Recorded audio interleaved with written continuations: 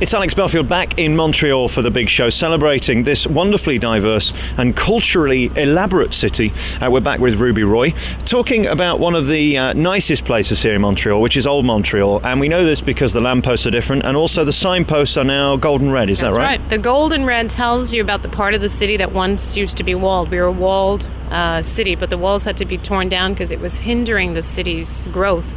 And probably one of my favorite corners in the city is actually this one, which is right in front of the oldest chapel in Montreal. It's called the Chapelle Bon Secours. And the house, which is right next to it, is very typical of the way that the French built things. And what we used to have, just like in Europe for the longest time, which was abolished in the 1800s, was the law about the windows. So the more windows you had, the more taxes you used to have to pay. So that's also how you could judge someone's wealth, as well as having a tin roof. So anybody who had a tin roof was either part of the clergy or very wealthy. And this house, Pierre de Calvet, is even more odd and strange because this once used to be one of the most Catholic French places. And Pierre de Calvet was a Huguenot, so French Protestant. And during the American War of Independence, he sided with the Americans. So when the British found out, of course, they kicked him out. But his house is actually quite famous because the Americans were here trying to recruit the French to fight against the British and get the British out of British North America. And Pierre de Calvet housed Benjamin Franklin. So this is where Benjamin Franklin lived. Now, General Montgomery was here before. He tried, and he says, no, let's bring in Franklin. You know, he's great at this. And what Benjamin Franklin did is he brought something to Montreal that didn't exist before. It's a printing press that printed pamphlets. And that printing press is actually here in Montreal now at our Center of History.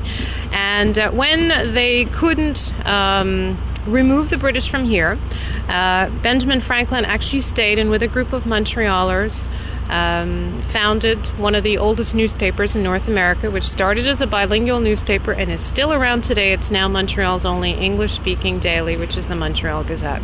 We just crossed a road where the number 55 bus goes, and you said a great tip for any visitors is to get on that. It's public transport, but it literally crosses Montreal from top to bottom, and you get to see everything. Yeah, it's a great bus. It starts off in Old Montreal. It touches the St. Lawrence River, goes all the way to the end of the island, and visitors who come here can get a day pass for a little less than $10.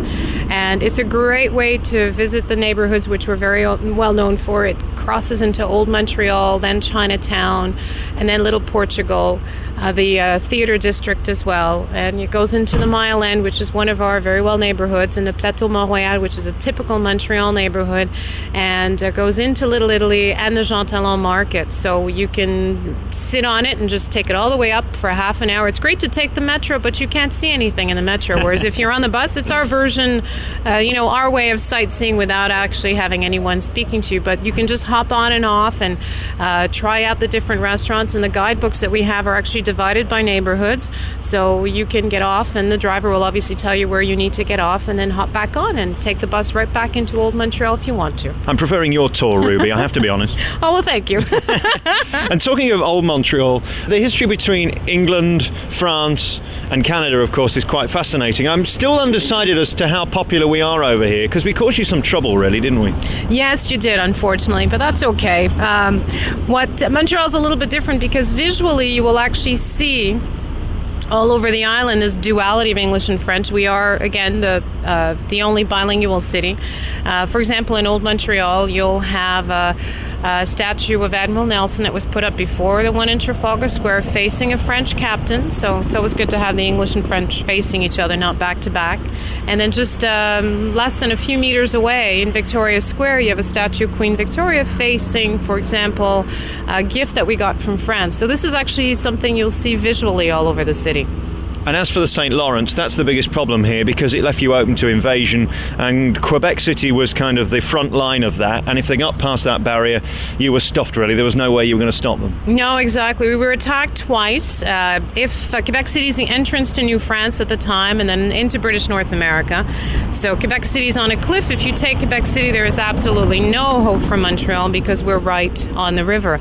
And we were actually attacked twice, and we thought about it and said, so do we let them them in or should we fight? And we decided just to let them in and have some wine with them. What a smart thing to do. Thank you, Ruby. You're welcome. Many thanks. Now, back in Quebec City, I met a lot of very interesting people, and one of the most interesting people was a glassblower who was at the top of the Petit Champlain, and I went to visit him as he was doing a rather complicated piece.